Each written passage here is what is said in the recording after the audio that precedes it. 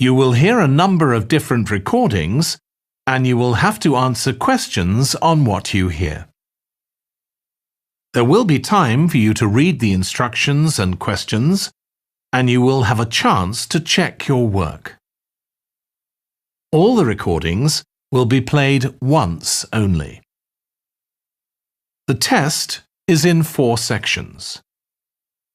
At the end of the test, you will be given 10 minutes to transfer your answers to an answer sheet. Now turn to Section 1.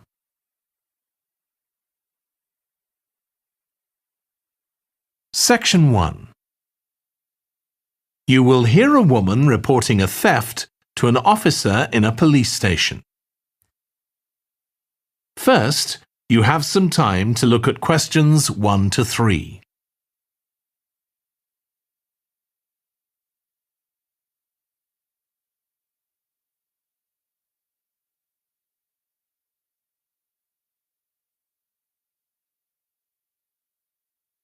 You will see that there is an example that has been done for you. On this occasion only, the conversation relating to this will be played first. Good morning. What can I do for you? I want to report a theft. I had some things stolen out of my bag yesterday. I'm sorry to hear that. Right, so I'll need to take a few details. Can I start with your name? Louise Taylor. The woman's name is Louise Taylor. So Taylor has been written in the space. Now we shall begin. You should answer the questions as you listen because you will not hear the recording a second time. Listen carefully and answer questions 1 to 3. Good morning. What can I do for you? I want to report a theft. I had some things stolen out of my bag yesterday. I'm sorry to hear that. Right, so I'll need to take a few details. Can I start with your name? Louise Taylor. Okay, thank you. And are you resident in the UK? No, I'm actually Canadian, though my mother was British. And your date of birth? December 14th, 1977. So you're just visiting this country? That's right. I come over most summers on business. I'm an interior designer, and I come over to buy old furniture, antiques, you know? There are some really lovely things around here, but you need to get out to the small towns. I've had a really good trip this year, until this happened. Okay. So you've been here quite a while? Yes, I'm here for 2 months. I go back next week. So, may I ask where you're staying now? Well, at present, I've got a place at Park Apartments. That's on King Street. I was staying at the Riverside Apartments on the same street, but the apartment there was only available for 6 weeks, so I had to find another one. Okay. And the apartment number? 15. Right. Before you hear the rest of the conversation, you have some time to look at questions 4 to 10.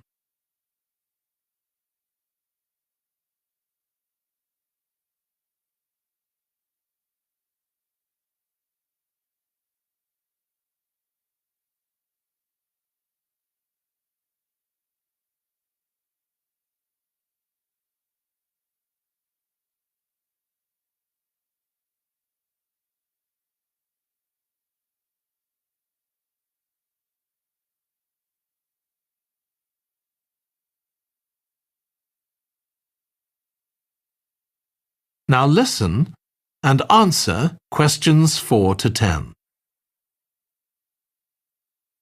Now, I need to take some details of the theft. So, you said you had some things stolen out of your bag? That's right. And were you actually carrying the bag when the theft took place? Yes. I really can't understand it. I had my backpack on, and I went into a supermarket to buy a few things, and when I opened it up, my wallet wasn't there. And what did your wallet have in it? Well, fortunately, I don't keep my credit cards in that wallet. I keep them with my passport in an inside compartment in my backpack, but there was quite a bit of cash there, about £250 sterling, I should think. I withdrew £300 from my account yesterday, but I did a bit of shopping, so I must have already spent about £50 of that. Okay. At first I thought, oh, I must have left the wallet back in the apartment. But then I realized my phone had gone as well. It was only a week old, and that's when I realized I'd been robbed. Anyway, at least they didn't take the keys to my rental car. Yes. So you say the theft occurred yesterday? Yes. So that was September the 10th? And do you have any idea at all of where or when the things might possibly have been stolen? Well, at first I couldn't believe it because the bag had been on my back ever since I left the apartment after lunch. It's just a small backpack, but I generally use it when I'm traveling because it seems safer than a handbag. Anyway, I met up with a friend, and we spent a couple of hours in the museum. But I do remember that as we were leaving there, at about 4 o'clock, a group of young boys ran up to us, and they were really crowding round us, and they were asking us what time it was. Then, all of a sudden, they ran off. Can you remember anything about them? The one who did most of the talking was wearing a T-shirt with a picture of something. Let's see. A tiger. Right. Any idea of how old he might have been? Around 12 years old? And can you remember anything else about his appearance? Not much. He was quite thin. Color of hair? I do remember that. He was blonde. All the others were dark-haired. And any details of the others? Not really. They came and went so quickly. Right. So what I'm going to do now is give you a crime reference number so you can contact your insurance company. So this is 10 digits. 87954 82361. Thank you. So, should I contact the... That is the end of section 1. You now have half a minute to check your answers.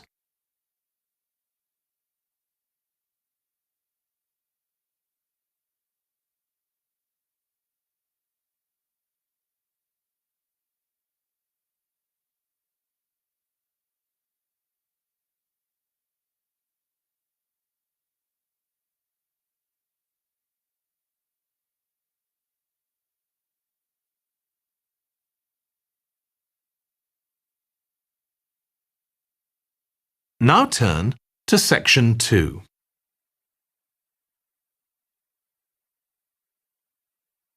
Section 2.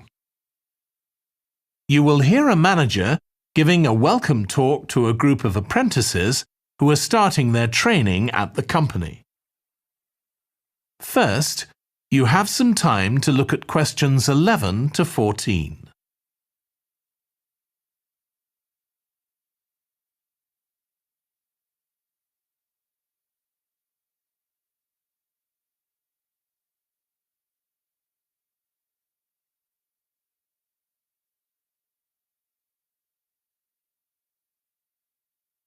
Now listen carefully and answer questions 11 to 14. Good morning, everyone. My name's Janet Parker, and I'm the Human Resources Manager. We're very happy to welcome you to your new apprenticeship. I hope that the next 6 months will be a positive and enjoyable experience for you. I'd like to start with some general advice about being an apprentice. Most of you have very little or no experience of working for a big organisation, and the first week or so may be quite challenging.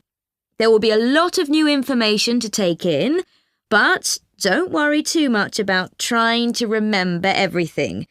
The important thing is to check with someone if you're not sure what to do. You'll find your supervisor is very approachable and won't mind explaining things or helping you out. You're here to learn, so make the most of that opportunity. You'll be spending time in different departments during your first week, so make an effort to talk to as many people as possible about their work. You'll make some new friends and find out lots of useful information. As well as having a supervisor, you'll each be assigned a mentor. This person will be someone who's recently completed an apprenticeship, and you'll meet with them on a weekly basis. Their role is to provide help and support throughout your apprenticeship. Of course, this doesn't mean they'll actually do any of your work for you. Instead, they'll be asking you about what goals you've achieved so far, as well as helping you to identify any areas for improvement. You can also discuss your more long-term ambitions with them as well. Before you hear the rest of the talk, you have some time to look at questions 15 to 20.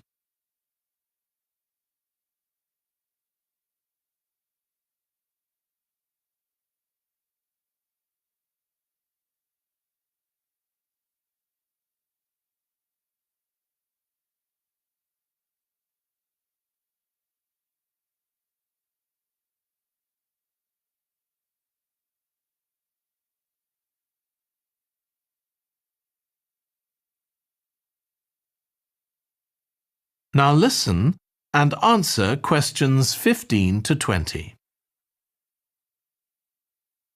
Now, I just want to run through a few company policies for our apprenticeship scheme with you. Most importantly, the internet. As part of your job, you'll be doing some research online, so obviously you'll have unlimited access for that.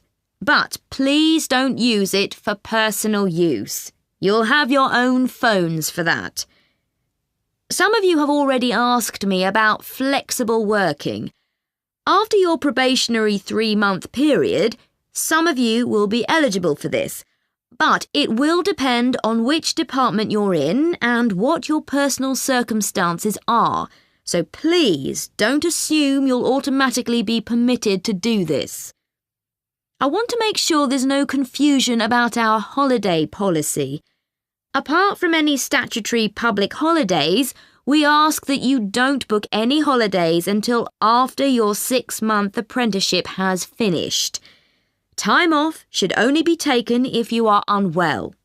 Please speak to your supervisor if this is going to be a problem. You'll be expected to work a 40-hour week, but there may be opportunities to do overtime during busy periods. Although you're not required to do this, it can be a valuable experience, so we advise you to take it up if possible. Obviously, we understand that people do have commitments outside work, so don't worry if there are times when you are unavailable. As you know, we don't have a formal dress code here. You may wear casual clothes as long as they're practical. And the only restriction for shoes we have is on high heels for health and safety reasons. Comfortable shoes like trainers are preferable. There's a heavily subsidised canteen on site where you can get hot meals or salads cheaply. Snacks and drinks are also provided, so we've decided to introduce a no-packed lunch policy. This is partly to encourage healthy eating at work and partly to stop people from eating at their workstation, which is unhygienic. OK, moving on to... That is the end of section 2. You now have half a minute to check your answers.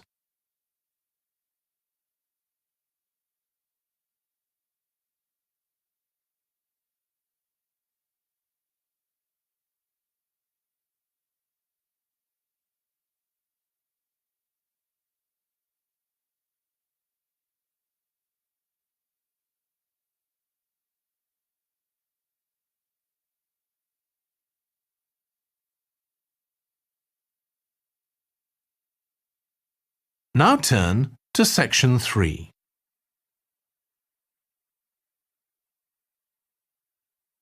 Section 3.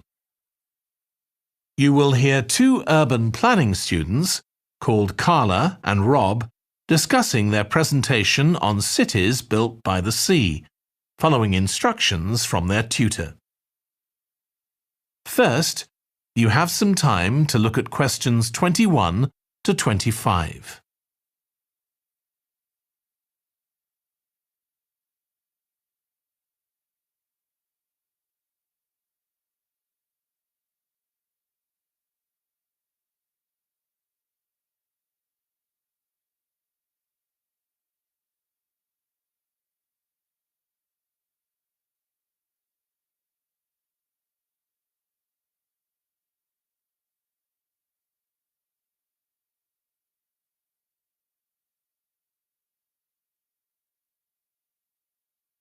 Now listen carefully and answer questions 21 to 25.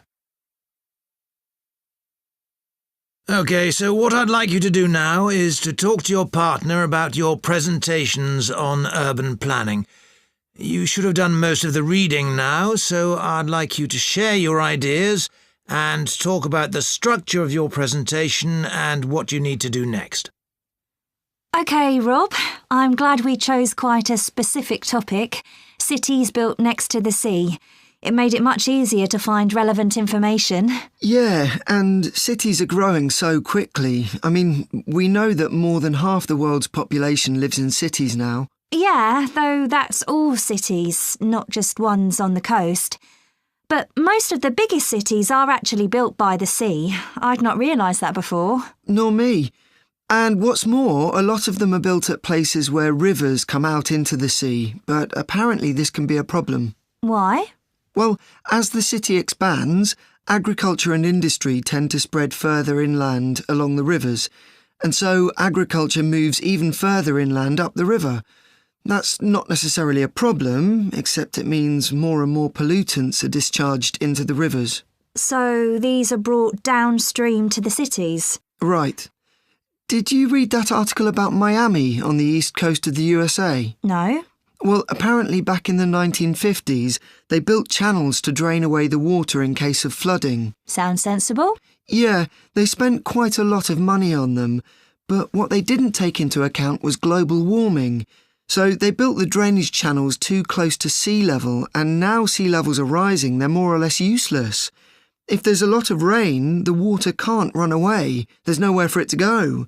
The whole design was faulty. So what are the authorities doing about it now? I don't know. I did read that they're aiming to stop disposing of wastewater into the ocean over the next 10 years. But that won't help with flood prevention now, will it? No, really, they just need to find the money for something to replace the drainage channels in order to protect against flooding now. But in the long term, they need to consider the whole ecosystem. Right. Really, though, coastal cities can't deal with their problems on their own, can they? I mean, they've got to start acting together at an international level instead of just doing their own thing. Absolutely. The thing is, everyone knows what the problems are, and environmentalists have a pretty good idea of what we should be doing about them, so they should be able to work together to some extent. But it's going to be a long time before countries come to a decision on what principles they're prepared to abide by. Yeah, if they ever do. Before you hear the rest of the discussion, you have some time to look at questions 26 to 30.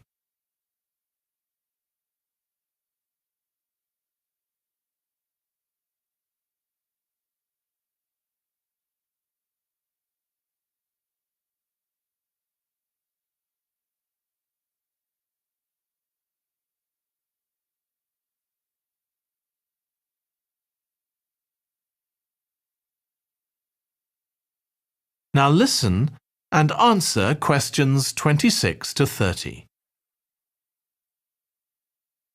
So, I think we've probably got enough for our presentation. It's only 15 minutes. OK, so I suppose we'll begin with some general historical background about why coastal cities were established.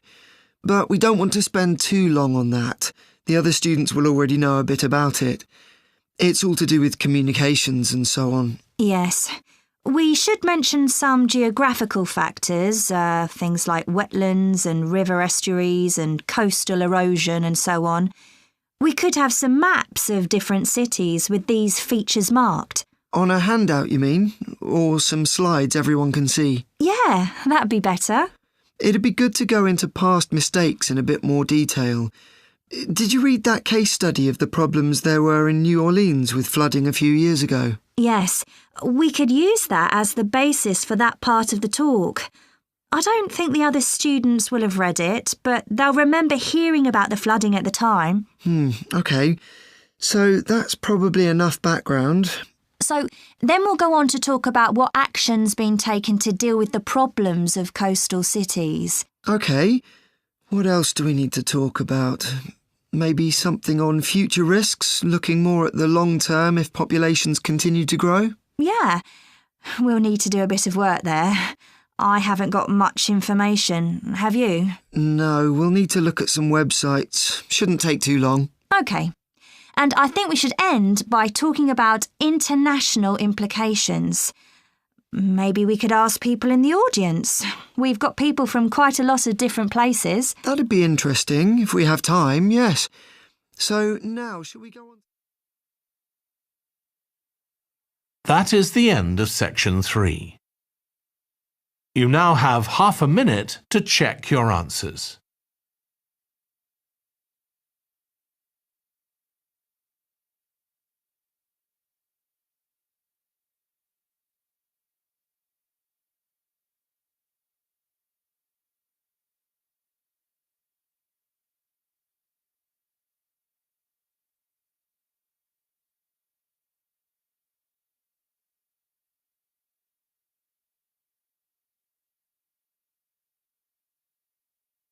Now turn to section 4.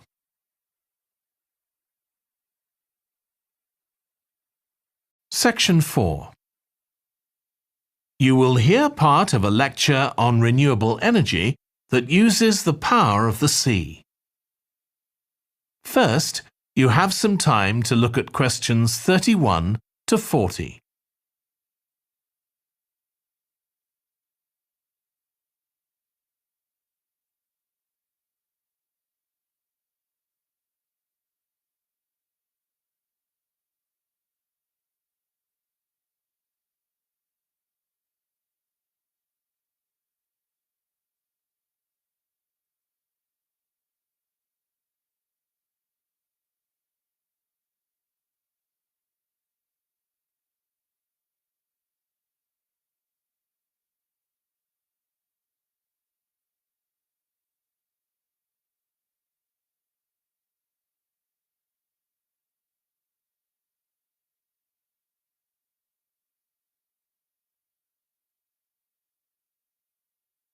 Now listen carefully and answer questions 31 to 40.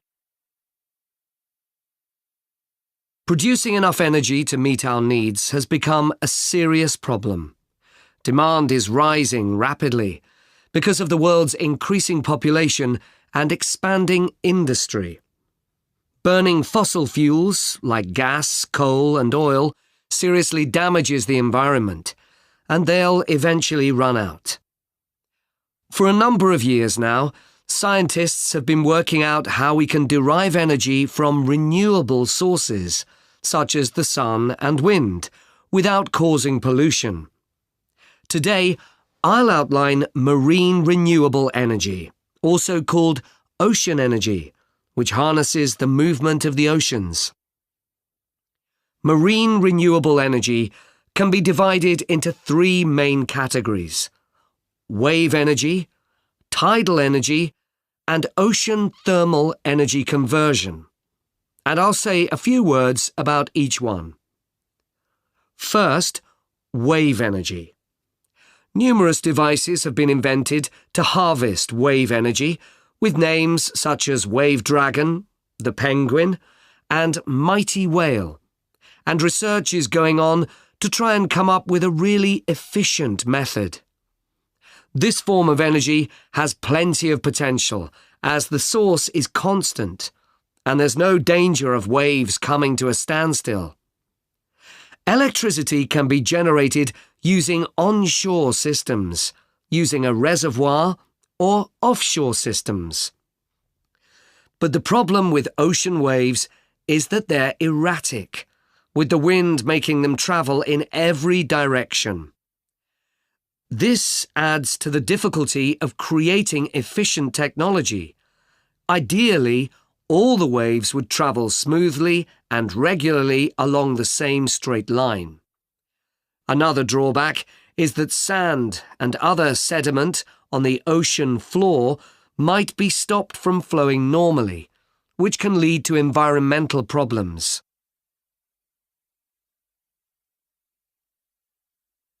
The second category of marine energy that I'll mention is tidal energy.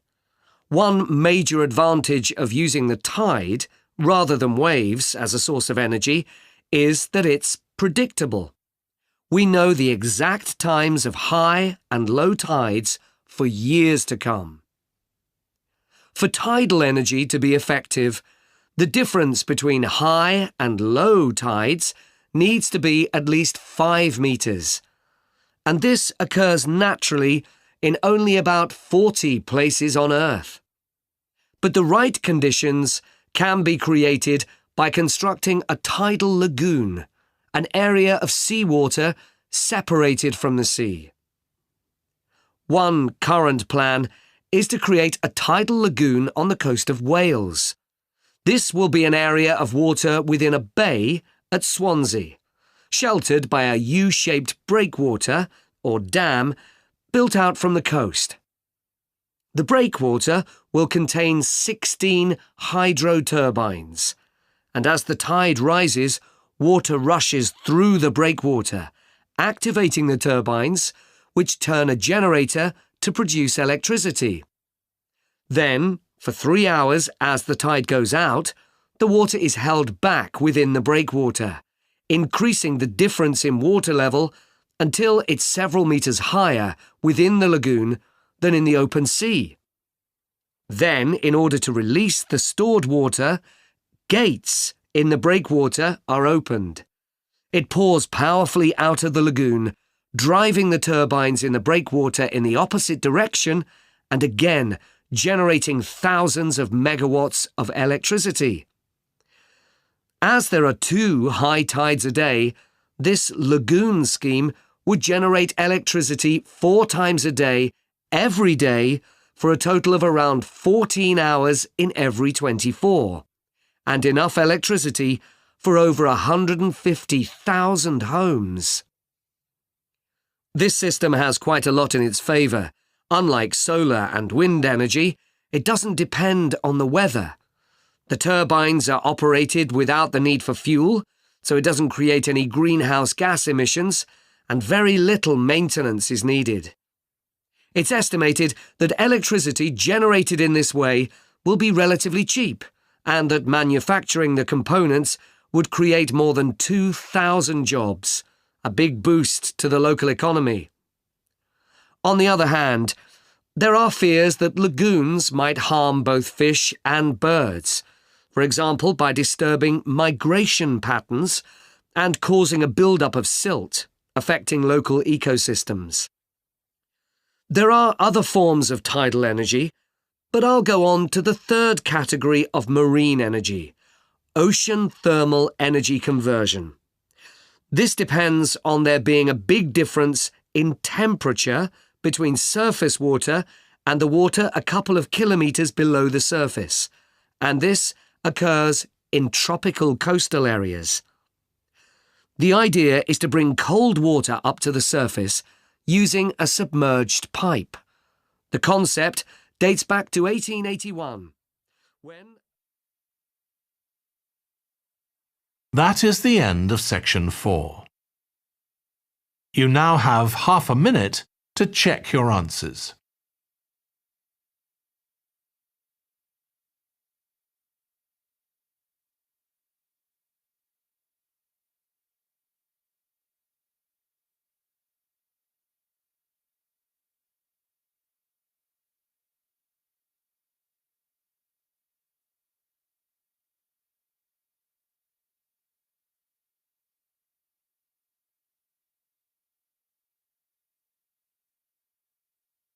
That is the end of the listening test.